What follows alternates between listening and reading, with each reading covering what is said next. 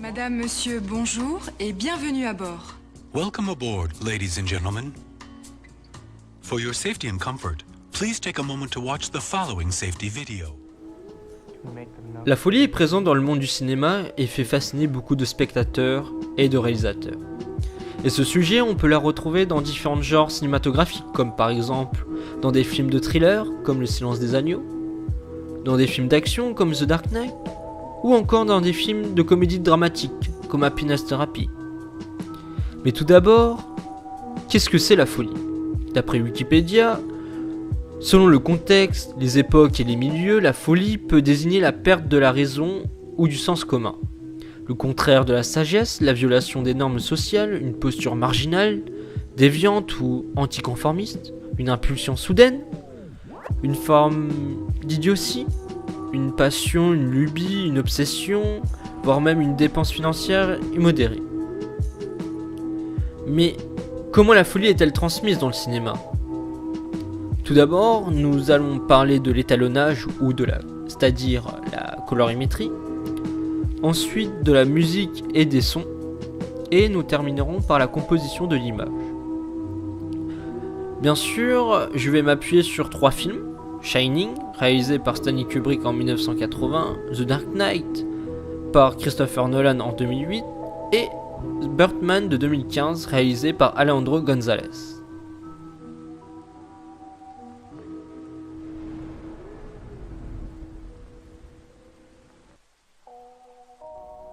Dans la partie couleur et étalonnage, on va vous parler bien sûr de l'étalonnage, c'est-à-dire travailler sur les couleurs et les contrastes en post-production. C'est une étape de finition de l'image. Ensuite, je vais vous parler des couleurs. Dans The Dark Knight et Birdman, nous retrouvons un univers assez sombre, assez froid, grâce à des couleurs assez froides qui est proche du bleu voire du noir, avec un contraste assez élevé contrairement à Shining, où justement le contraste est très faible avec une lumière naturelle, c'est-à-dire blanche, mais qui peu à peu devient orange au fur et à mesure que Jack Torrance monte à l'escalier avec une lumière artificielle, qui sûrement représente la folie. Maintenant parlons de couleurs. Dans Birdman, la colorimétrie est tirée vers le jaune-vert, surtout le vert, qui est proche d'un teint un peu sépia. Du coup, la couleur dominante est le vert, que ce soit dans la pièce, même vers la colorimétrie. Qui est drôle d'ailleurs, le vert représente l'échec et l'infortune. Justement, Regan Thompson est une personne qui veut regagner sa gloire, et qui est passée dans une phase assez pauvre, assez remplie d'échecs. Et justement, il veut regagner cette gloire. Et le fait qu'il joue dans une pièce de théâtre pour regagner justement la confiance auprès du public, la confiance et la gloire. Dans The Dark Knight, justement, tout le monde s'habille en noir et on reconnaît facilement le Joker qui s'habille en vert et en violet. Sachant que le violet est une couleur qui représente la mélancolie, la solitude. Et le vert, l'échec et l'infortune, comme j'ai dit dans Birdman. Qui est drôle d'ailleurs sur le rôle du Joker, c'est le rouge qui est présent sur ses lèvres, qui est justement avec des paroles assez violentes, sachant que le rouge représente comme la violence et qui est très présent dans la période romantisme.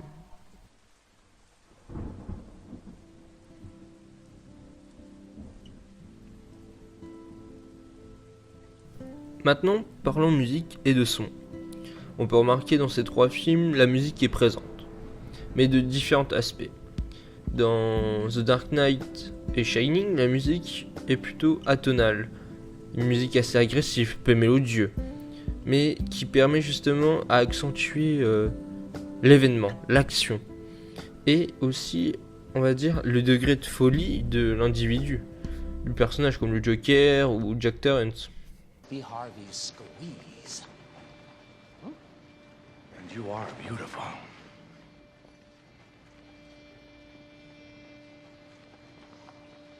Dans The Dark Knight et Shining aussi encore, on peut remarquer que la musique joue un rôle essentiel dans le sens que les réalisateurs essayent de jouer avec le silence, pour créer justement, pour désorienter le spectateur, quel sentiment doit prendre, et ça crée un inconfort.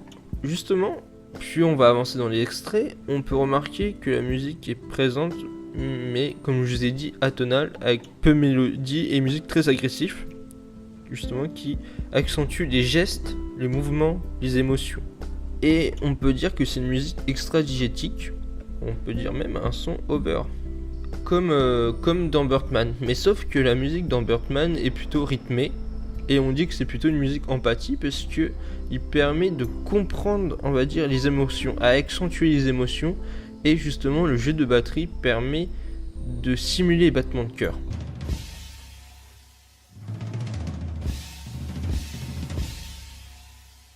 Tu es nul, Regan. Tu te roules par terre avec ce capot de mes deux dans un trou à ras de 800 places.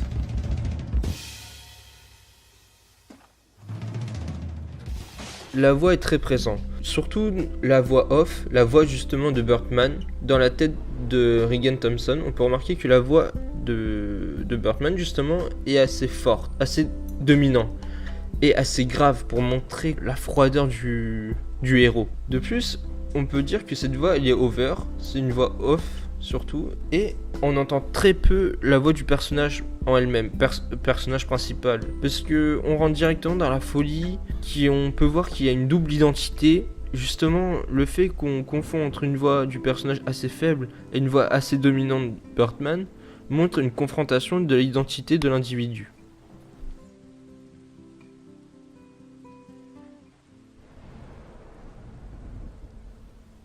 Dans ces trois films, il a un suivi de personnage. Dans The Dark Knight, la caméra suit le Joker et tourne autour de lui lorsqu'il prend une victime. Et justement, il aura des plans rapprochés qui zooment de plus en plus et rentrent dans la zone d'inconfort chez la victime. Le fait que le Joker se rapproche augmente encore plus, avec le couteau qui se rapproche un peu plus vers la bouche de la victime. On peut le retrouver, cette zone d'inconfort, dans Birdman, pour faire une transition de point de vue. C'est-à-dire, dans les plans très rapprochés, justement, on peut voir, on rentre dans la peau, dans le point de vue de Regan Thompson. Et lorsque la caméra bouge, filme le reflet de Thompson, nous changeons de point de vue, qui est plutôt un point de vue du spectateur. On peut voir la folie et on comprend un peu plus, on a une empathie auprès de lui. Dans Shining, l'environnement est particulier, sachant que Stanley Kubrick a utilisé un Steadicam, qui est connu pour ça, pour démocratiser les Steadicams dans l'univers cinématographique. Il nous permet justement de rentrer dans la peau du personnage. Et aussi, il a un jeu d'amorce, dans les règles de 180, qui permet de voir l'effet de la folie sur le Wendy, sa femme. Ainsi de suite, lorsque on a le point de vue de Wendy, nous observons le visage de Jack Nicholson, qui a un visage assez fou, assez malsain, avec des grimaces, justement. Maintenant, on va plus parler de l'environnement, le cadre. Dans The Dark Knight, justement, c'est un environnement où c'est dans une soirée mondaine, où tout le monde s'habille en noir, et on reconnaît directement le personnage avec une veste violet et vert, avec du maquillage. Comme ça, on peut pas se tromper des autres personnages, qui a sa propre identité. Du coup, c'était une soirée, on va dire, qui a beaucoup de monde. Contrairement à Shining et Birdman, où c'est plutôt une intimité. Dans Shining, l'environnement est plutôt calme, et il n'y a que deux personnages dans un grand hôtel. Et cela crée quand même une angoisse. On n'est pas habitué d'être seul dans un grand espace, surtout avec peu de son, avec un son assez silencieux. Dans Birdman, justement, on retrouve une confrontation seule avec son double identité, avec Regan Thompson, qui justement fait une crise d'identité entre son ancien rôle de Birdman et lui proprement dit. Du coup, une lutte d'identité. De plus, les jeux d'acteurs sont présents, sont excellents, qui permettent d'accentuer encore plus le personnage avec les gestes, les mouvements impulsifs du Joker, ou encore les jeux faciales, c'est-à-dire les grimaces de Shining, ou encore la colère, les gestes violents, où les objets sont balancés dans Birdman. Les réalisateurs jouent avec le temps, l'espace et nos sens, c'est-à-dire l'ouïe et la vue, pour transmettre justement la folie des personnages aux spectateurs, pour entrer dans l'univers. Avec une citation de Yuri dans L'Abri, featuring Ziggy. Le passé du temps, je veux revoir le mien. Je vais à l'abri de ma folie, pas à l'abri de ma solitude. Ah là la drogue m'a sonné, je vois la musique comme soliste.